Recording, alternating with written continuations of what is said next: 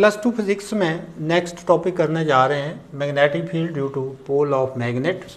तो इस केस में अगर हम देखें तो since Coulomb magnetic force between two poles of magnet each of strength m is given by F is equal to mu naught upon 4πm² upon r²।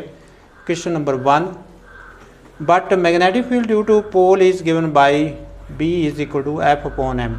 जिस प्रकार से हम लोग इलेक्ट्रिक फील्ड निकालते हैं फोर्स पर यूनिट चार्ज, तो यहाँ पर भी मैग्नेटिक फील्ड जो है magnetic force per unit pole strength है। तो ये हमने चीज़ पहले ही कूलम लॉ इन मैग्नेटिज्म से निकाली हुई है, वहाँ पर m1 m2 है, यहाँ हमने दोनों के ही पोल स्ट्रेंथ सेम ले ली है और सभी, और यहाँ m1 m2 जो है m1 m2 is equal to m हो गया और ये m² हो गया। यहाँ पर magnetic field due to pole is given by B is equal to F upon m। So using 1 into BU we can see that m से m cancel हो गया और एक m ऊपर रह गया, और इस ढंग से that is the magnetic field due to pole. तो ये हमने याद रखनी है। और अब हम करने जा रहे हैं magnetic field on the axial line of bar magnet. जो बार मैग्नेट होता है हमारा, उसकी एक्सियल लाइन के ऊपर हम मैग्नेटिक फील्ड निकालने जा रहे हैं।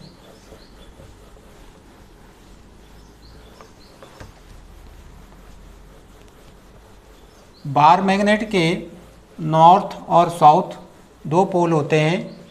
नॉर्थ से मैग्नेटिक फील्ड लाइंस बाहर को जाती हैं और साउथ पोल से मैग्नेटिक फील्ड लाइंस अंदर को आती हैं। अगर हम एक बार मैग्नेट ऐसे कंसीडर करें तो ये नॉर्थ पोल होगा, ये साउथ पोल होगा। नॉर्थ से मैग्नेटिक फील्ड लाइंस ऐसे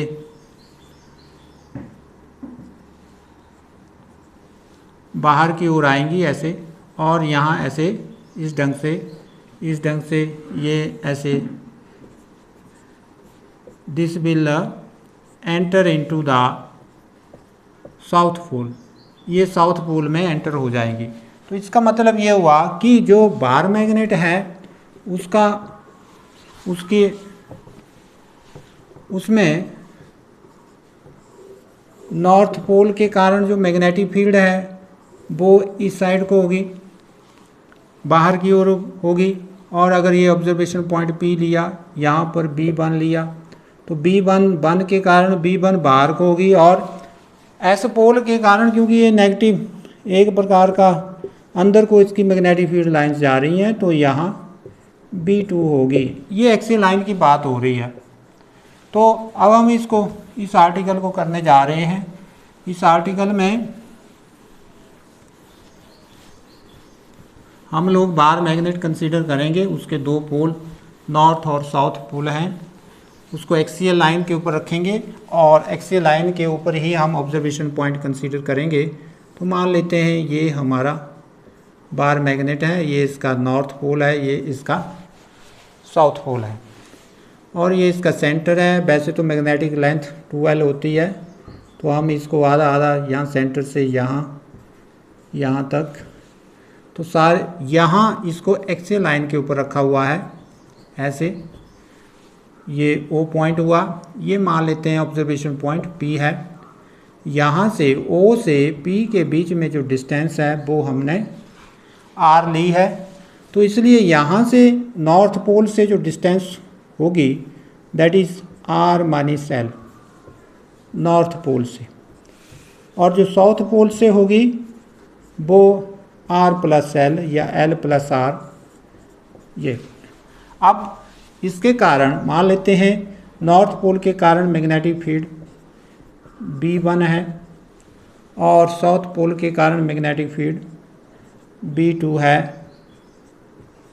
इसलिए रिजल्टेंट मैग्नेटिक फील्ड मैग्नीट्यूड में होगी हमारी B1 बड़ा हुआ माइनस B2, ये अंदर को आ रही है, इसलिए ये अब हमने ये एक्सप्रेशन निकालनी है।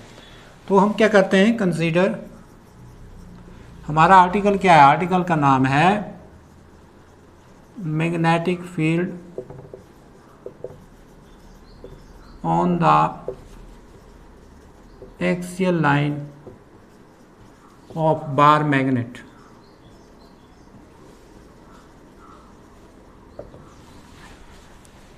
Now we will going to consider a bar magnet of poles N, S, each of pole strength M. Let P is the observation point on its axial line such that OP is equal to R semi comma, अगर इस point को हम A ले लें और इसको B, such that AP is equal to R plus L और BP is equal to R minus L. Let B1, B2 be the magnetic field due to N and S pole such that resultant magnetic field B vector is equal to B1 बाहर जा रहा है और minus B2. ये question number 1. B1 B2 निकालना है हमने, तो हमें पता है बट B1 मैग्नीट्यूड में ले रहे हैं म्यू नॉट अपॉन 4 पाई. अभी हमने पिछले आर्टिकल में किया ये M अपॉन, अब देखो डिस्टेंस क्या है. डिस्टेंस है B1 यहाँ से BP है R माइनस L का square. This is question number 2. वैसे ही B2 mu naught upon 4 pi M upon R plus L का whole square. Question number 3. Using 2 and 3 in 1 में यूज़ करेंगे तो हमारे पास क्या आया B. तो that is B1 mu naught upon 4 pi M बाहर आ गया, अंदर क्या रहा, अंदर रहा 1 अपॉन R माइनस L का whole square minus 1 upon R plus L का होल स्क्वायर. और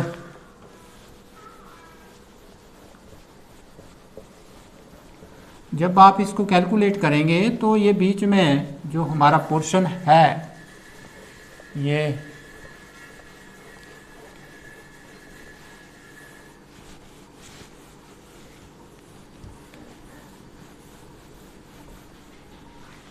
हमारा पोर्शन जो है दैट इज B. अब देखो mu naught upon 4 pi M. LCM आ गया आपका R square minus L square का होल स्क्वायर. तो यहाँ आपका क्या आएगा, यहाँ आएगा आपका R प्लस L का होल स्क्वायर माइनस यहाँ उल्टा यहाँ R माइनस L का होल स्क्वायर.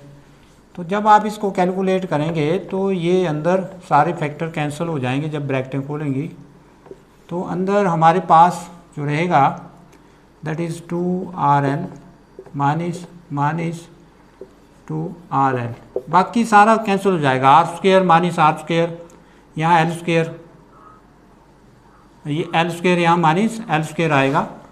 तो इस ढंग से ये कैंसिल हो जाएगा. बाकी ये हमारे पास ये फैक्टर रहेगा R square minus L square का होल स्क्वायर. सो B है B axial is equal to mu naught upon 4 pi that is 4RL M upon R square minus L square का होल स्क्वायर। अब देखो इसको हम rearrange कर सकते हैं। B axial is equal to mu naught upon 4 pi. अब देखो इसको हमने मैग्नेटिक डाइपोल के शक्ल में लिखना है, दैट इज एम, क्योंकि एम हमारे पास क्या होता है, एम इंटू 2L। तो वैसे इसको यहाँ बना दिया रहेगा, 2R बच रहा है, बाकी R square minus L square का होल स्क्वायर। तो ये फैक्टर किसके बराबर हो गया, ये हो गया कैपिटल एम के बराबर। So mu naught upon 4 pi two capital M R upon R square minus L square का होल स्क्वायर। हाँ, मैग्नेटिक फॉर्म, इसको अगर हम लोग एक्स वेक्टर फॉर्म में लिखें तो वेक्टर फॉर्म में हमारा यही रहेगा, इसमें कोई नेगेटिव या पॉजिटिव का साइन नहीं आएगा, और ये are square minus L square का whole square. If r is very very large as compared to l, then l can be neglected. So we have but b axial is equal to mu naught upon 4 pi and here is 2m vector upon r cube, क्योंकि यहाँ R4 होगा और ऊपर ये R vector cancel हो जाएगा। Understand? L neglect कर दिया, R4 हो गया, ये R वेक्टर ऊपर है, R वेक्टर इससे कैंसिल हो जाएगा मैग्नीट्यूड में, या फिर उसको वेक्टर फॉर्म में लिखें तो भी। तो इस ढंग से ये हमारा एक्सियल लाइन का आ गया है। अब हम इसको इक्वेटोरियल लाइन में निकालेंगे। इक्वेटोरियल लाइन में निकालने जा रहे हैं। Magnetic field due to bar magnet on equatorial line.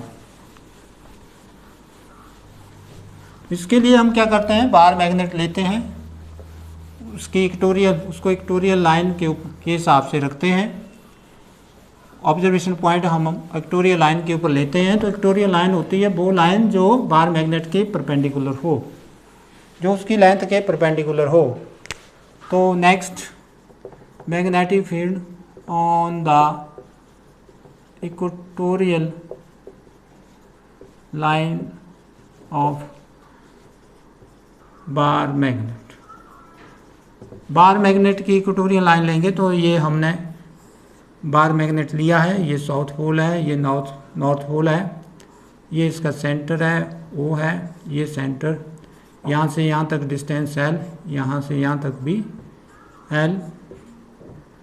तो ये हम लेते हैं ऑब्जर्वेशन पॉइंट P इसकी इक्वेटोरियल लाइन के ऊपर। अब हम इसको यहाँ से यहाँ मिला देते हैं, ये A, ये B, और इसको भी यहाँ से यहाँ मिला देते हैं।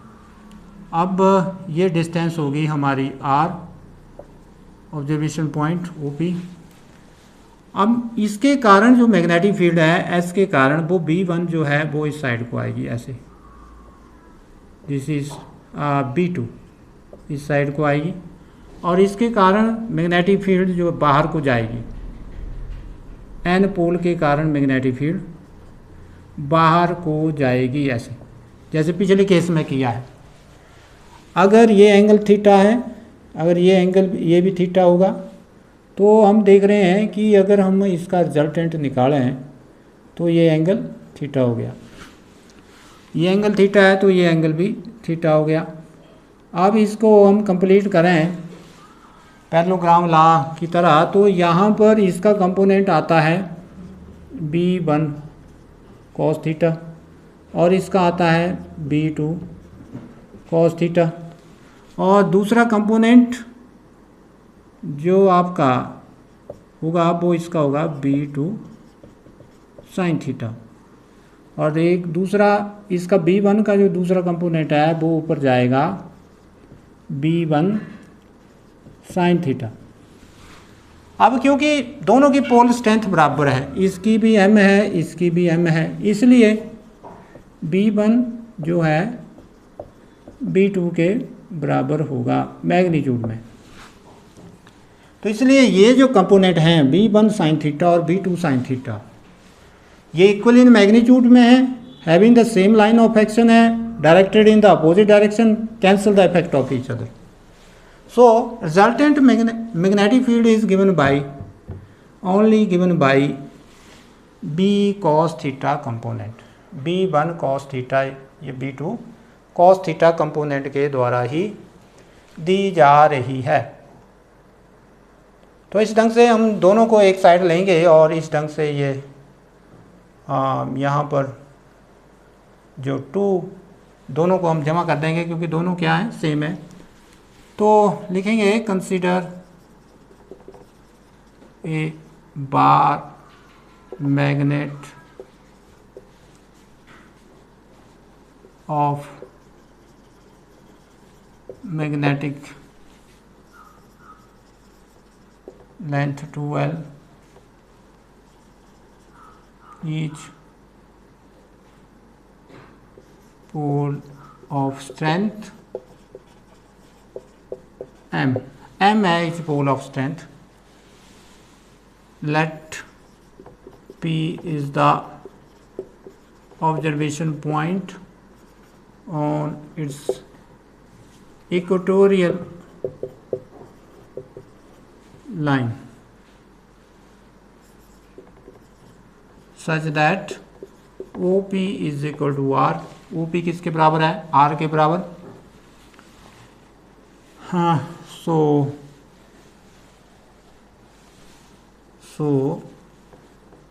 AP किसके बराबर हो गया, AP हो गया, AP स्क्वायर हो गया R square plus L square, और BP स्क्वायर भी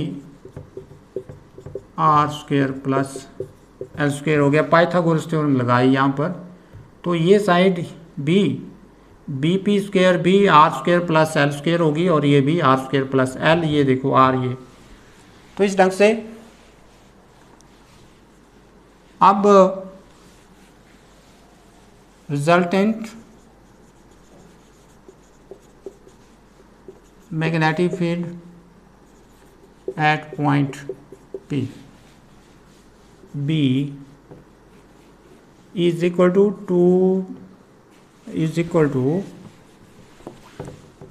B1 cos theta plus B2 cos theta.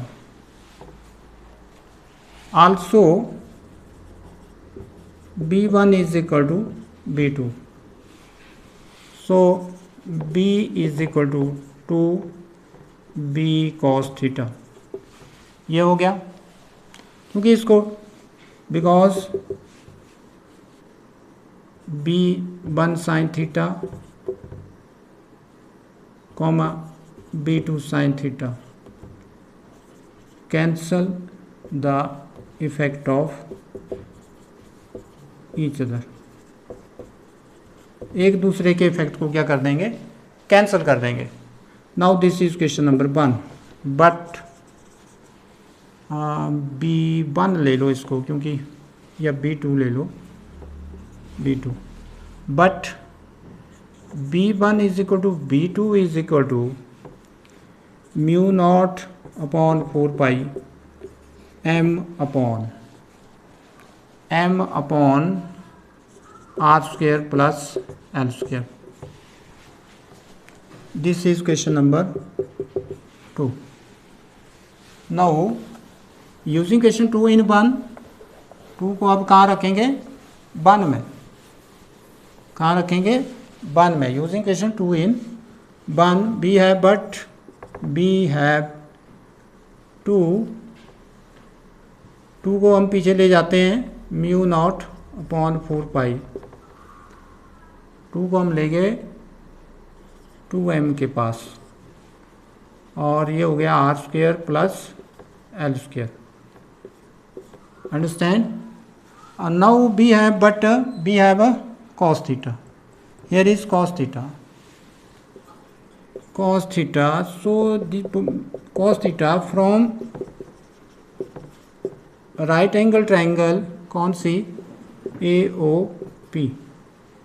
ए ओ पी में अगर हम कॉस थीटा देखें तो cos theta is base upon hypotenuse. तो बेस क्या है एल, हाइपोटेन्यूज क्या है R square plus L square का 1/2 ये। तो इसको अब हम क्वेश्चन नंबर 3 में रखेंगे। This is question number 4 using 4 in 3 b is equal to mu naught upon 4 pi 2m upon r square plus l square into, अब देखो cos थीटा, cos थीटा है l upon R square plus L square. यहाँ power 1 है, यहाँ 1 plus 1/2 है तो ये 3/2 हो जाएगा। So b is equal to mu naught upon 4 pi, what is this is m into 2l and you know that this is capital M के बराबर होता है and this is R square plus L square 3/2। Now this can be written as mu naught upon 4 pi capital M, ये M के बराबर हुआ और ये are square plus L square का 3/2। अब देखो इसको वेक्टर फॉर्म में लिखें तो जो रिजल्टेंट मैग्नेटिक फील्ड है वो इधर को आ रही है और डाइपोल की डायरेक्शन हमेशा साउथ से नॉर्थ की ओर होती है। It is directed from south to north. तो इसलिए जो रिजल्टेंट मैग्नेटिक फील्ड है उसकी डायरेक्शन इस साइड को है, ये देख रहे हैं आप, इस साइड को है, और डाइपोल की डायरेक्शन हमेशा साउथ टू नॉर्थ होती है ऐसे। तो इसलिए यहाँ नेगेटिव साइन इंट्रोड्यूस होगा वेक्टर फॉर्म में, B vector is equal to minus mu naught upon 4 pi m vector upon R square plus L square का 3/2। सो if r is very large as compared to l, then b vector is equal to minus mu naught upon 4 pi m upon r cube। तो इस ढंग से यहाँ पर m vector आया।